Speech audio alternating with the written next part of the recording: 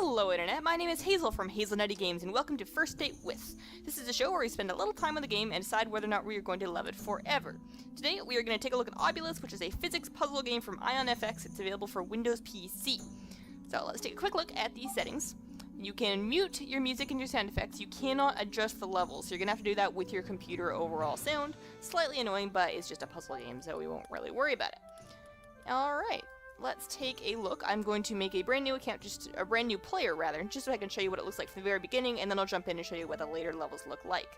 I already have a Hazel, so I will be the best Hazel, of course, because we get improved as we go along in life.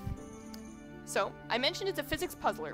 What that means, in this case, is you have a number of levels which you can progress through in a nonlinear fashion. You can see that you can they're not really set up in a straight line here. You can kind of jump around. However, you do have to unlock the next level or the next several levels by completing the one preceding. These first couple levels are going to be a little linear because they are tutorial levels. They show you how the game works.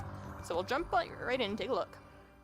It's a very simple game in theory, but a lot of the solutions turn out to be really quite complex, which makes for really in-depth content. If you like puzzles, you're going to love this. So you select the rope and chain, and then you cut it with the right mouse button. That's it.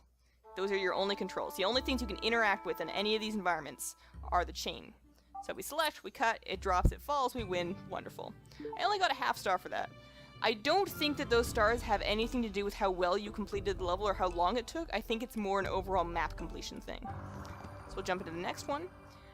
Later on there will be multiple balls and multiple pots, multiple different colors, sometimes multiple balls the same color. And there we go. So as you can see, there's two kind of elements to solving each puzzle. One of them is looking at the physics elements, how the balls drop, how they bounce. There's a lot of different motion elements later that will affect all that. And the second thing is once you've actually figured out what order you need to cut the chains in order for your ball to get in the pot, you actually need to execute it in the right order. So you can see that one didn't work out too well for us. I'm pretty sure that's the solution. I just didn't swing it with quite enough momentum, because there's only so many things that we can do here. That's clearly not clearly not what we're going for. This game is very, very touchy. The execution can be extremely sensitive, and I'm just trying the same wrong thing over and over again. Let's try doing it the other way. Try swinging it over. I don't remember having this much trouble with this last time. Well, that wasn't a good idea. Alright, give it a full revolution, then try it again. So, like I was saying, some of the puzzles, they can be pretty easy to figure out in terms of what chains you want to cut, but then getting the actual ball into the pot is a whole nother matter. I have no idea how I did this last time. I am not the best at puzzles. I'm not usually awful. And sometimes you just get lucky. Sometimes the way the different elements interact with each other can make it easier or more difficult, and sometimes you'll just try things and it'll happen, and then you'll be like, alright, well, good, done with that puzzle. And there we go. The music, as you can probably hear, is very, very nice music for a puzzle game like this. It's background music. There we go. So you just had to bounce it in the right angle. Background music, so it's not overly intrusive, but it is really relaxing. The overall game is beautiful. There's a ton of different environments. Across the 3 different chapters, there's a number of different levels. And then in each of those levels, each of those areas, you've got a number of different puzzles within each of them. So you can see here, we have balls that you want to hit against each other. That didn't quite go through. You can see I want to hit the red ball with the black ball there. These are levels marked as very easy. These are as easy and simple as they get. You cannot get any ball in the pot that is not the right color of that pot. If you get a black ball in a red pot, you are going to have a bad time. There we go, that was it. So very easy. One of these games is very easy to learn and very difficult to master. I'm going to jump into the other characters so I can show you just kind of what crazy, insane silliness they throw you against later. This game is available for Windows PC, like I mentioned. All the websites said that it was actually available as a mobile game first, of the same name, but I haven't been able to find that mobile game on the iOS store, the Android store, or the Windows 8 App Store. So I am befuddled as to whether or not it's still available as a mobile game. It looks like it'd be wonderful with touch controls, just a really relaxing thing to play for a few minutes and then walk away from. I found that if you get stuck in a puzzle, your best bet is to walk away from it and come back to it, and then sometimes you just magically see it. So I'll show you. See, this puzzle's a medium, and it's just befuddling me. I can't handle it. You can see now we've got quite a few more balls and a couple more motion elements, and it introduces a new mechanic of the spring-loaded thing.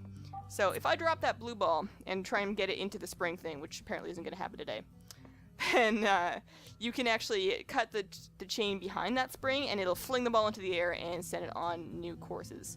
So if I chop this, and then it bounces onto there, and it moves that way, that might get... something might happen. There's another ball all the way over here. Oh. And there's so many different variables for things that can make your plan go wrong. I've tried this level upwards of 70 times, and it's just not happening for me, and it's supposedly medium. You can exit out and try a different one, but sometimes you just get stuck. Having said that, there are some wonderful visual guides on the internet for this game, and also some levels have a show solution button. Some of them don't, though, so it's always a little bit hit or miss. So this one, you need, let's see if I drop, I feel like I did this before. Maybe I can get this over here, and then fling it up there, bank it off that. That's gonna roll over here. But see, this ball is gonna get in the way of things. And that's really the only motion I have unless I let this one go. Or, no. They do get quite difficult, and these are not even the most difficult puzzles. There are an incredible wide variety of puzzles here. It's a really well-built game for what it is. The physics works really well. The physics feels really weighty. It's got some really good math and engineering behind it. It's a great puzzle game. It's only $5 on Steam, and I've seen it go cheaper on sale, so definitely grab it during the summer sale if you're into puzzle games like this. A ton of different environments, beautiful art, but overall, a little bit on the frustrating side if you are either not good at physics puzzles or not very coordinated. Dear. It's one of those things that's just, it's so simple that you think it should be easy, and then you get a little bit mad at yourself because it's not as easy as you thought it would be. It doesn't punish your mistakes too much though, which is good. It's quite quick to get you back and going once you failed this. I can see that ball is going nowhere near where it should, so I can easily click the retry, and I'm already starting over again. It also doesn't seem to track your failures, so you don't have that moment after you've completed the puzzle where it says, you tried this 122 times. Because I'm sure that's probably what I'm at for some of these. So that is Opulus. I think that's everything I have to say. Gist of it, tons of high quality content and a really well put together puzzle game. The only complaint I have about it, aside from the lack of sound adjustment, is that sometimes because of the number of different variables there are in each physics puzzle, you can know the puzzle inside and out and still have it take far too many tries for you to execute it because of tiny, tiny little differences in your actual timing.